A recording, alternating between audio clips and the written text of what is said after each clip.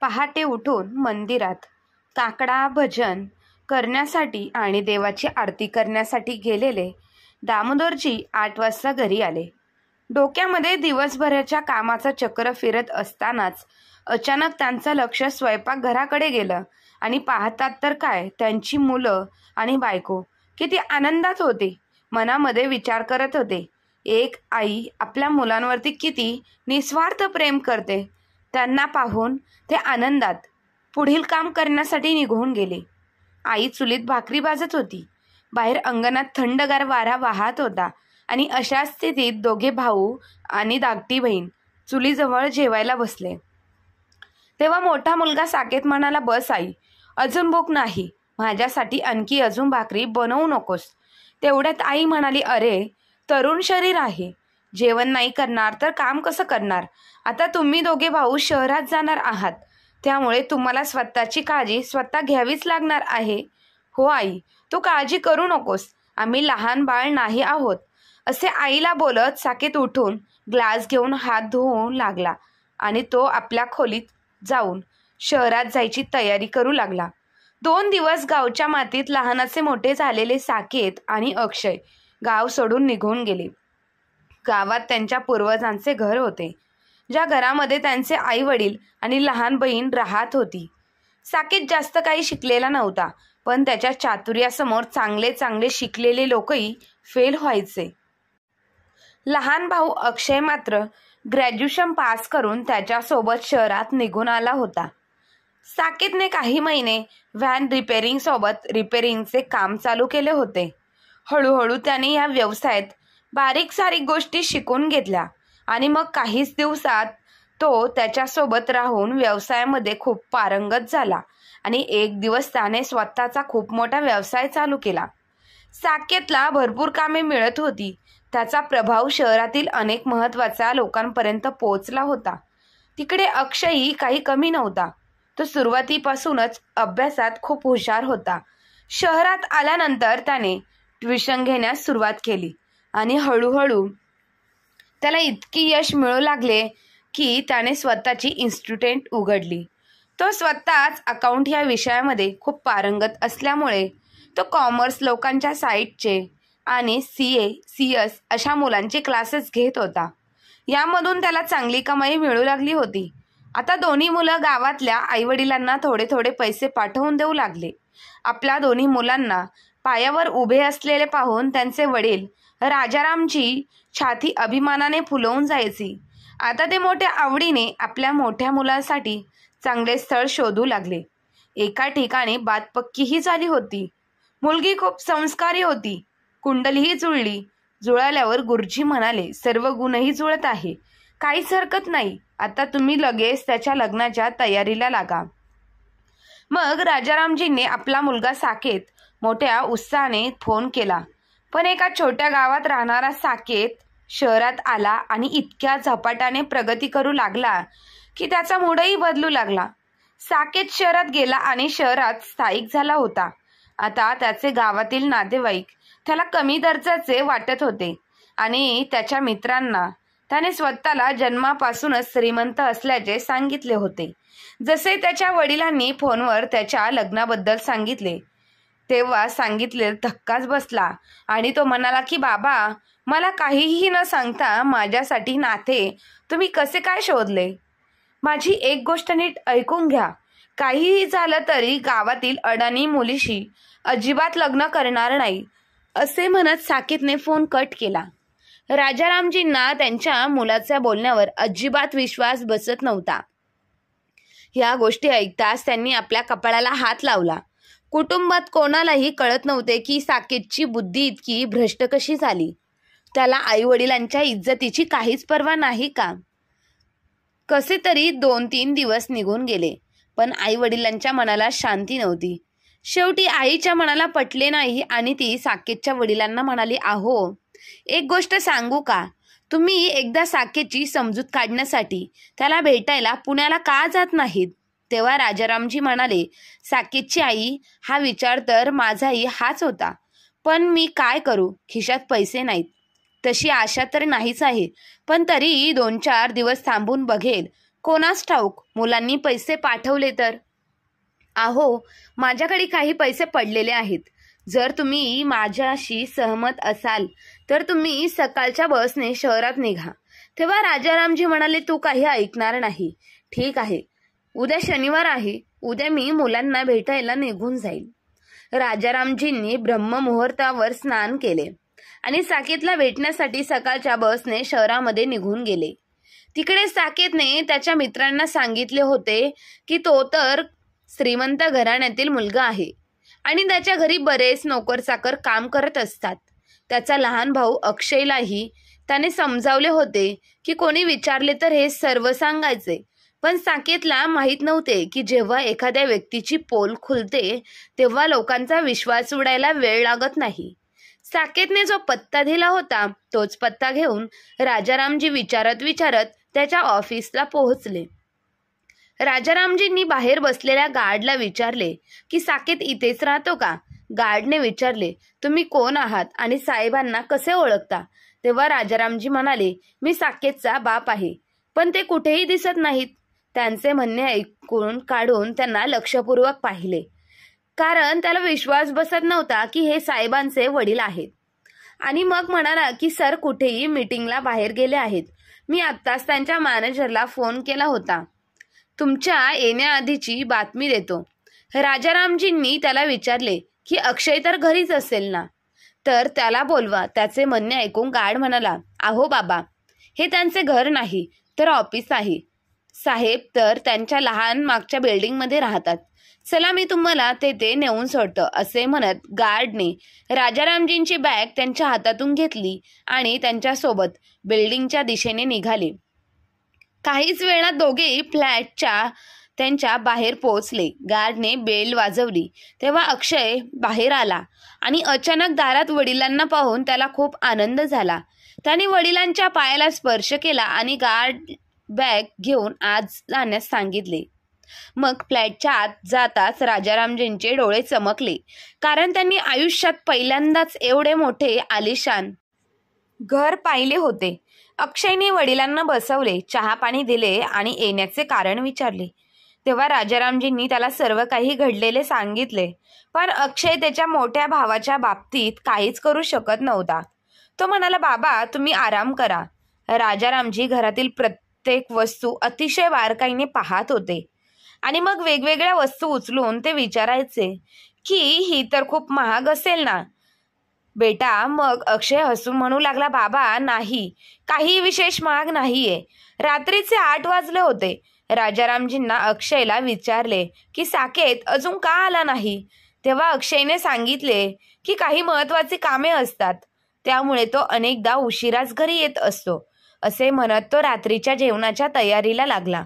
तेव्हा राजारामजींनी त्यांच्या पिशवीतून त्यांच्या आईने बनवलेले पदार्थ अक्षयला दिले आणि म्हणाला की ही देशी तुपात बनवलेली खीर आहे आणि तुपात बनवलेला साजूक केळ घालून रवा देखील तुमच्या आईने तुम्हाला दिलाय. तुम्हाला आवडतो ना. तेव्हा अक्षयने वेडेवाकडे तोंड करून पिशवी पकडली आणि म्हणाला की काय बाबा, उगाचच गावातून इतके ओझे पकडून घेऊन आलात. आता आम्ही या वस्तू खात नाहीत. अक्षयचे बोलणे ऐकून वडिलांचा चेहरा जरा फिका पडला. त्याच्या बोलण्यातून असं वाटत होतं की मुलांचा गावाशी असलेला संपूर्ण संबंध नाळ तुटलेली आहे. अक्षय बेटा, मी तर म्हणते की पण शेवटी ती तुमची आई आहे ना. आपल्या मुलांची तिला खूप काळजी असते की शहरात त्यांना ह्या वस्तू कुठे मिळत असणार, म्हणून स्वतःच्या हाताने तिने लवकर उठून सगळे पदार्थ तुमच्यासाठी बनवून दिले आहेत.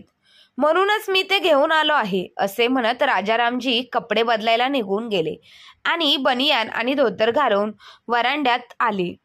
अक्षयने वडिलांना अशा अवस्थेत पाहिल्यावर तो लगेच धावत आला आणि म्हणू लागला, बाबा तुम्ही कोणते कपडे घातले आहेत?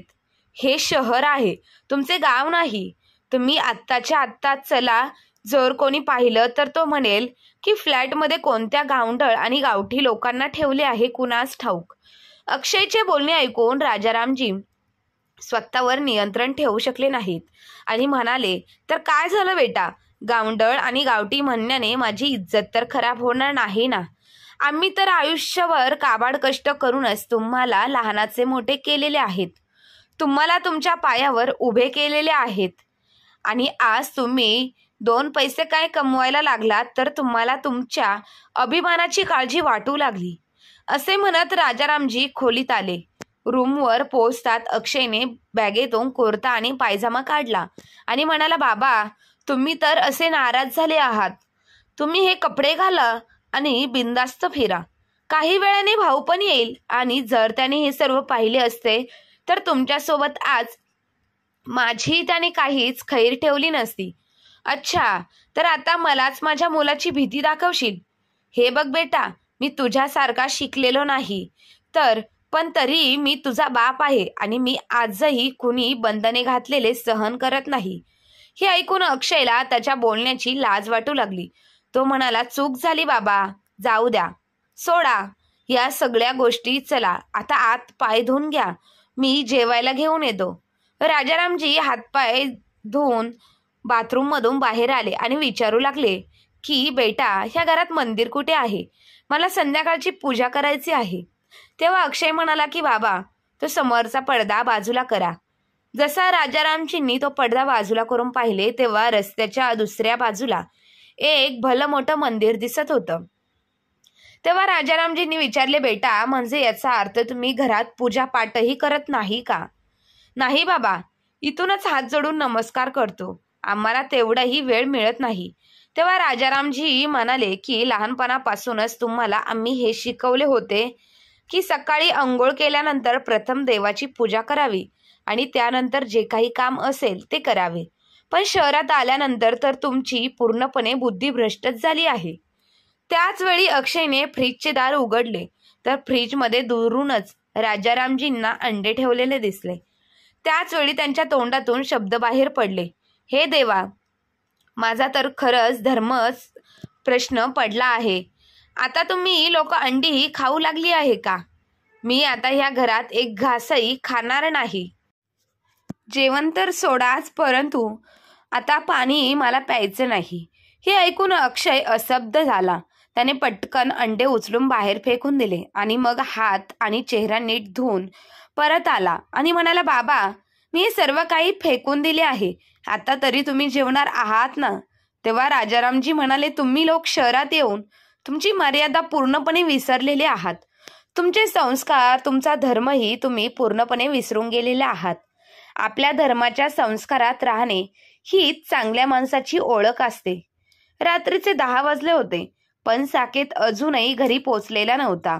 राजारामजींनी त्याच्याबद्दल विचारले असता अक्षयने सांगितले की भाऊ कधी कधी 2 वाजेपर्यंतही घरी येतो आणि जास्तच उशीर झाला तर तो ऑफिसमध्येही थांबतो. मग राजारामजींनी विचारले, तो दारूही पितो का? ह्या बोलण्यावर अक्षयने मान खाली घातली आणि बोलता बोलता तो म्हणाला, तुम्ही जेवून घ्या ना बाबा, जेवण थंड होईल. टेबलावर जेवण लावू की बेडवर जेवणार? तेव्हा राजारामजींनी उत्तर दिले की बेटा, मला वाटत होते की मी माझ्या मुलांना खूप दिवसांनी भेटत आहे तर एकत्र बसून जेवण करीन, पण तुझ्या भावाला वडिलांना भेटायलाही वेळ नाही. माझ्यासाठी स्वयंपाकघरात एक चटई पसरून दे, म्हणजे मी तिथेच 2 घास बसून खाईल. अक्षयने लगेच तिथे चटई पसरवली आणि वडिलांना गरमागरम जेवण वाढून दिले. मग राजारामजी म्हणाले की बेटा, जेवण तर तू खूप छान बनवलेले आहे, चला एवढे तर शिकलास तू. अक्षय म्हणाला, बाबा खाण्यायोग्य तर बनवून घेतो. तेव्हा राजारामजी म्हणाले, अक्षय, साकेत सोबत माझं बोलणं करून दे. आपल्या मोठ्या भावासोबत बोलण्यासाठी अक्षय फोन लावत होता आणि जसे राजारामजी फोनवर बोलणारच की त्याने फोन कट केला.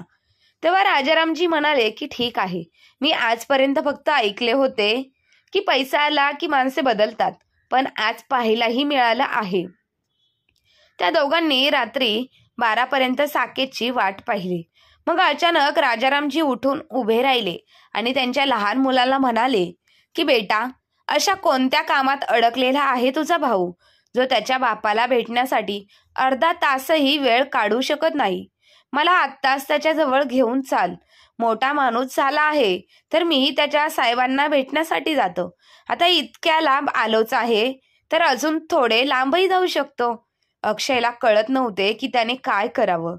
विचार करू लागला की या वेळेला भाऊ शुद्धीत तर नसेलच, मला तर उलटसुलट ऐकवेलच. पण वडिलांनाही जर त्याला काही ह्या हालतमध्ये पाहिलं तर खूप अनर्थ होईल. अक्षयची इकडे आड आणि तिकडे विहीर झाली होती. शेवटी तो त्याच्या वडिलांना घेऊन त्याच्या भावाच्या म्हणजे साकेतच्या ऑफिसला पोहोचला. ऑफिसच्या बाहेर पोहोचताच वडिलांना म्हणाला, बाबा तुम्ही भावाला काहीच बोलू नका, नाहीतर आज खूप मोठा अनर्थ होईल.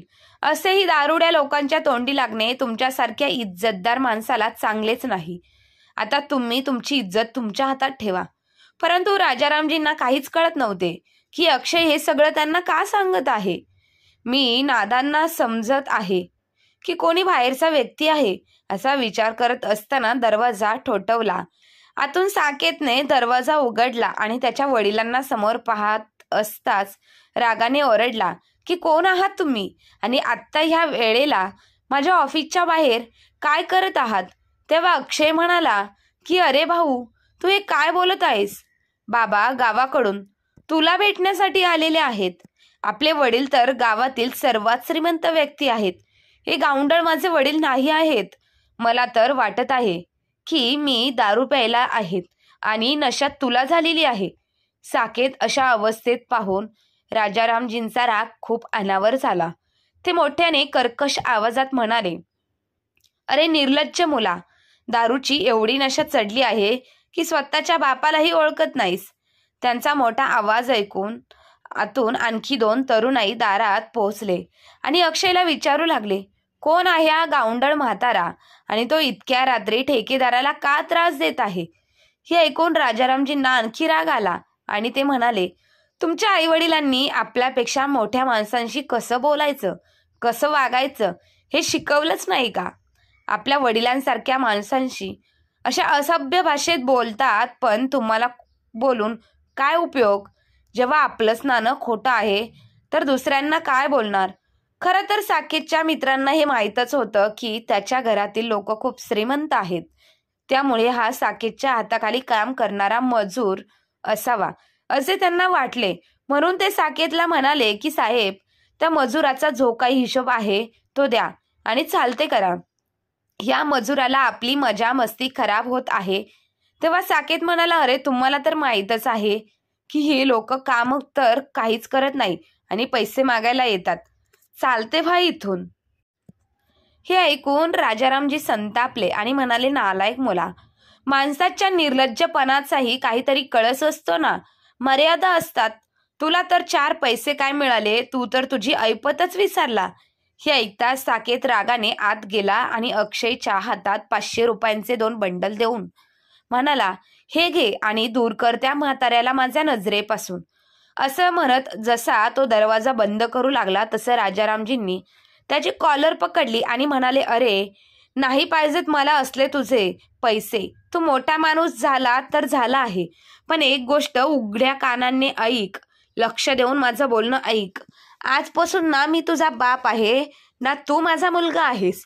असं म्हणत त्यांनी अक्षयच्या हातातील नोटांचे बंडल अक्षयच्या चेहऱ्यावरती फेकून दिले आणि एक जोरदार मुस्काटात देऊन थेट फ्लॅटच्या दिशेने निघून गेले.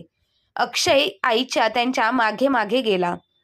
घरी जाताच आपले सामान पॅक करत म्हणाले, अक्षय बेटा, आता मी ह्या नरकात क्षणभरही राहू शकणार नाही. आणि मग अक्षय म्हणाला, बाबा, म्हणूनच मी तुम्हाला तिथे जाण्यास मनाई करत होतो. भावाचे मोठ्या लोकांमध्ये उठणे बसणे आहे आणि पैसा चांगल्यातल्या चांगल्या लोकांनाही बदलून ठेवतात. पण सकाळ बाबा, आता ह्या वेळेला घरी जाऊ नका. सकाळ झाली की मी तुम्हाला बसमध्ये बसवून देतो, पण आत्ता ह्या वेळेला तुम्ही जाऊ नका. राजारामजींना स्वतःवरचा खूप राग येत होता की ते इथे आलेत कशाला आणि आता जाऊन आपल्या पत्नीला काय उत्तर देणार असा विचार करून राजारामजी रडू लागले. तेव्हा वडिलांना आधार देत त्यांचा लहान मुलगा अक्षय म्हणाला, बाबा, दारू पिल्यावर माणूस आपला विवेक गमावून बसतो. तुम्ही बघा, भावाला त्याची चूक नक्की समजेल. मग राजारामजी म्हणाले, आजपासून माझे आणि त्याचे नाते संपलेले आहेत. तुझ्या सांगण्यावरून मी रात्री इथे थांबत आहे, पण सकाळ होताच मला 6च्या बसमध्ये बसवून दे. अक्षयने विचार केला की चला, बाबांनी आजची रात्र थांबण्यासाठी तर जर होकार दिलेला आहे, कदाचित सकाळपर्यंत त्यांचा राग थोडा जरी कमी होईल. काही वेळाने दोघेही झोपी गेले. राजारामजी रात्रभर बाजू बदलत राहिले. पहाट होताच 5 वाजले, बेल वाजली तेव्हा अक्षयने डोळे उघडले. त्याने दरवाजा उघडला तर साकेत दारात उभा होता. दोन्ही भाऊ आत आले. राजारामजी आधीच जागे होते. ते अंघोळ करून गावी जाण्याच्या तयारीला लागले होते. भाऊ, वडील कुठे आहेत? अक्षयला विचारले तर तो म्हणाला, भाऊ, तुझे रात्रीचे जसे रोपटे काल त्यांना दाखवले आहे. तुला काय वाटले ते आता इथे थांबतील? ते गावी जाण्याच्या तयारीत आहे. तेव्हा साकेत म्हणाला की आकाश, काल दारूच्या नशेत वडिलांना काय माहीत नाही काय काय बोलून गेलो. मी असे करायला नको होते. आता वडिलांशी कसे बोलायचे हे समजत नाही. मग अक्षय म्हणाला, जेव्हा तुला कळलं होतं की बाबा आले आहेत मग काय गरज होती काल इतकी दारू पिण्याची? बाबा पहिल्यांदा इथे आले होते आणि तू त्यांचा इतका अपमान केला. मग साकेत म्हणाला की काय बोलले ते मलाही आठवत नाहीये, कारण मला तर शुद्धही नव्हती. तर अक्षय म्हणाला, दादा, तुझ्यासोबत तुझ्या मित्रांनाही बाबांचा खूप वाईट वागणूक केली. मला तर तुझ्या सवयी माहीत आहे, पण वडिलांना हे सर्व अजून माहीत नाही. आता पूजा पाठ करून राजारामजी बाहेर निघालेच होते की तेव्हा साकेतचा त्यांच्या डोळ्यासमोर आला आणि त्यांच्या वडिलांच्या पायाला हात लावून नमस्कार करू लागला. तर राजारामजी त्याच्याकडे बघत म्हणाले, तू कोण आहेस? मी तुला ओळखले नाहीस. हे ऐकून साकेतचा चेहरा लालबुंद झाला होता. त्याने वडिलांचे पाय धरले आणि म्हणाला, बाबा, काल मी माझ्या आयुष्यातील सर्वात मोठी चूक केली. मी नशेत तुम्हाला किती किती बऱ्या वाईट गोष्टी बोलू लागला. यासाठी मी तुमची माफी मागायला आलेलो आहे. राजारामजी म्हणाले, ठेकेदार साकेत, तुला पैसा खूप अभिमान आहे ना? फक्त एवढं समजून घे की काल रात्री तुझे वडील राजारामजी यांचे कायमचे निधन झाले आहे. आता तुझा माझ्याशी काहीही संबंध नाही. मी एक गरीब नक्कीच आहे, पण मला तुझ्यासारख्या दारुड्यापेक्षा जास्त आदर आहे. दूर हो माझ्या नजरेपासून. नालायक मुलगा आहेस तू. आता मला एकच मुलगा आहे. असं नालायक मुलगा असणे किंवा नसणे सारखेच आहे. राजारामजींचे शब्द नक्कीच कठोर होते, पण साकेतला त्या शब्दातही आपुलकीची भावना दिसत होती. वडिलांच्या पाया पडून तो म्हणाला, बाबा, तुमच्या ह्या नालायक मुलाला पुन्हा एकदा सुधारण्याची एक शेवटची संधी तर द्या. मी पुन्हा अशी चूक कधीच करणार नाही. तुमचे बोट आणि माझं डोकं असेल आणि या सगळ्या घटनांना अक्षय साक्षीदार असेल. आज साकेतने वडिलांसमोर डोकं टेकून उभा होता, जसं की काय त्याच्यासारख्या आज्ञाधारी मुलगा आजपर्यंत कधीच जन्मालाच आलेला नाही. राजारामजींनी चहा प्यायला आणि मग अक्षयला विचारले, खरे सांग अक्षय, ही खोली कोणाची आहे? तर अक्षय म्हणाला, ही खोली मी भाड्याने घेतलेली आहे. भाऊ तर अनेकदा त्याच्या कामापासून बाहेरच असतो. तेव्हा राजारामजी म्हणाले, मग ठीक आहे, मी आज घरी परत जाणार नाही. निर्लज्ज माणसाला तर घराच्या इज्जतीची पर्वाही नाही. अहो, मग मी आजच घरी परतलं तर आजूबाजूच्या लोकांना काय उत्तर देणार? वडिलांकडून हे ऐकून अक्षयला खूप आनंद झाला. त्याला माहित होतं की जसा जसा वेळ जाईल तसा तसा वडिलांचा राग निघून जाईल. साकेत चुपचाप दुसऱ्या खोलीत निघून गेला.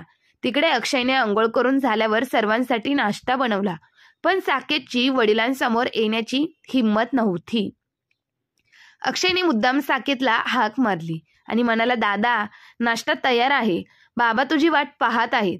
साकेत गुपचूप खाली मान घालून त्यांच्या समोर येऊन बसला आणि नाश्ता करू लागला. आज तिघांनी एकत्र बसून जेवणही केले. अक्षयने आज रजा घेतली होती आणि साकेत ऑफिसला गेल्यानंतर तो बाबांना बाहेर फिरायला घेऊन गेला. आपल्या आईसाठी आणि लहान बहिणीसाठी कपडे घेतले. यानंतर दोघेही परत घरी पोहोचले, पण घरी पोहोचताच राजारामजी चकित झाले, कारण आज साकेतने दुपारच्या भोजनाची व्यवस्था केली होती. तो ऑफिसमधून घरी आला होता. एक दारुड्या इतक्या लवकर कसा बदलला हे पाहून राजारामजी आश्चर्यचकित झाले. जसे ते बैठकीच्या दिशेने गेले तिथे त्यांनी पाहिले की ते 2 तरुण तिथे होते, ज्यांनी काल रात्री त्यांचा अनादर केला होता. त्या दोघांनी राजारामजींच्या चरणाला स्पर्श केला. तेव्हा राजारामजी म्हणाले, मी तुम्हाला ओळखले नाही. तेव्हा त्या दोघांनी खाली मान घातली आणि एका स्वरात म्हणाले, काका, आम्ही साकेतचे मित्र आहोत. काल रात्री आमच्याकडून खूप मोठी चूक झाली, ज्यासाठी आम्ही तुमची माफी मागायला आलो आहोत. तुम्ही आमच्या वडिलांचे सामान आहात, प्लीज आम्हाला माफ करा काका. राजारामजींनी कंकर स्वरात म्हणाले, हा विचार तुम्ही काल करायला हवा होता. जरी मी तुमच्या मित्राचा बापही नसलो तरी तुम्ही कोणत्याही वयस्कर माणसाचा असा अपमान केला असता. ही शिक्षा आणि संस्कार मिळाले आहेत का तुम्हाला?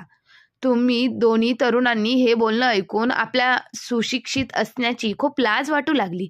ते म्हणाले की काका, आम्हाला माहीत आहे की चूक आमचीच आहे. खरं तर कालच आमचा मित्र साकेत याला 4 गाड्यांमध्ये खूप मोठी लॉटरी मिळालेली आहे. कमीत कमी 4 कोटी लॉटरीचं त्याला मिळालेलं आहे. त्यामुळे आम्ही सेलिब्रेशन करण्याचा विचार करत होतो. आणि दारूच्या नशात जी चूक झाली त्याला माफ करा. आम्ही भविष्यात असे कधीच वागणार नाही. तर राजारामजींनी बजावून सांगितले की ठीक आहे, पण भविष्यात पुन्हा असे होऊ देऊ नका.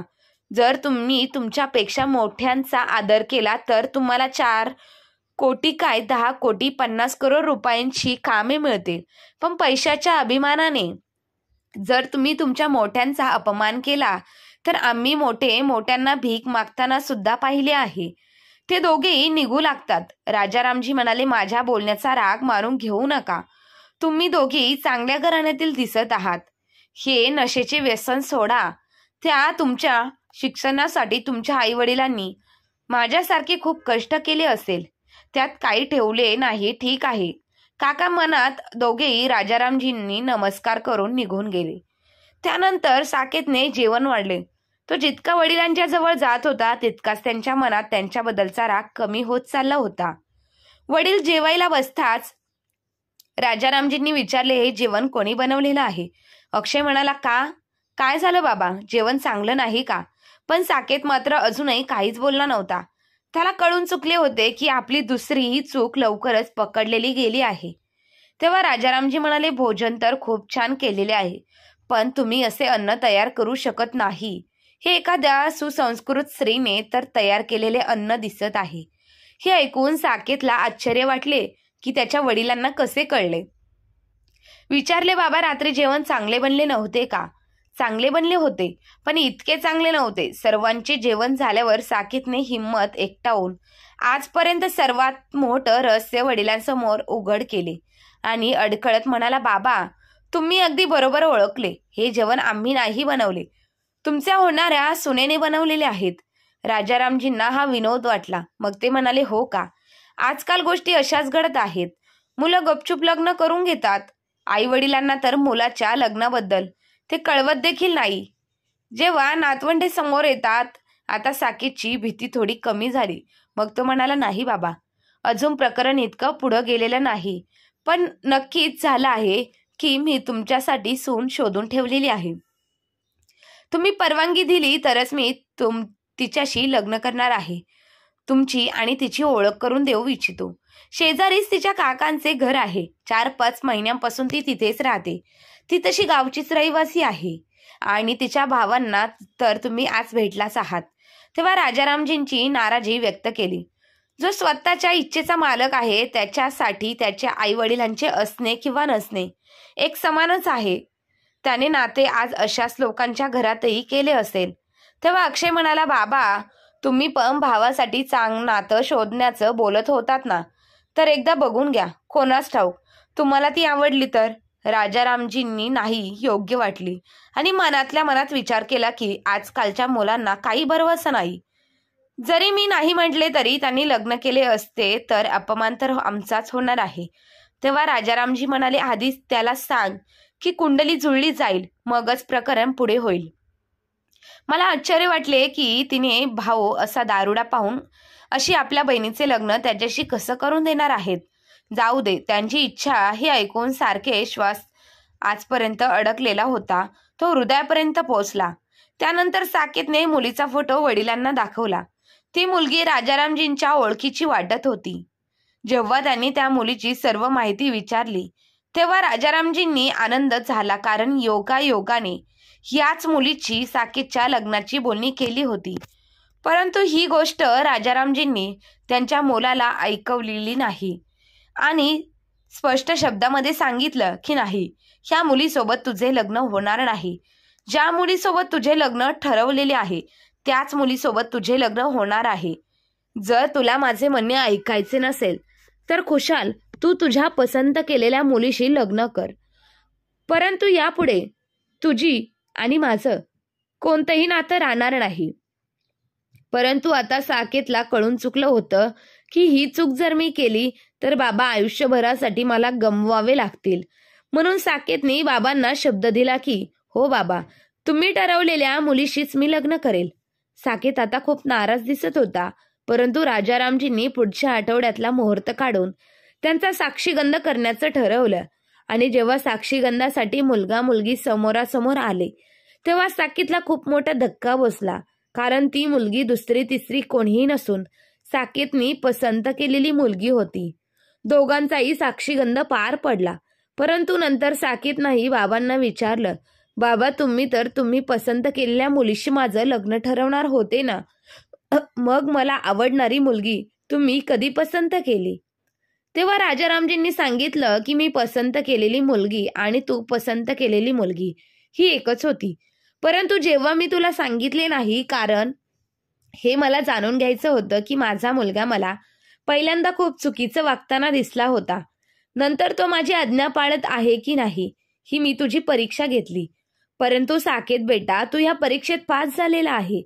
धावत पळत जाऊन साकेतने आपल्या बाबांना मिठी मारली आणि खूप रडू लागला आणि बाबांना वचन दिले, बाबा मी शेवटच्या श्वासापर्यंत तुम्ही दिलेले संस्कार कधीही विसरणार नाही आणि आयुष्याच्या शेवटपर्यंत तुमची मान खाली जाईल असं कोणतीही वागणूक करणार नाही.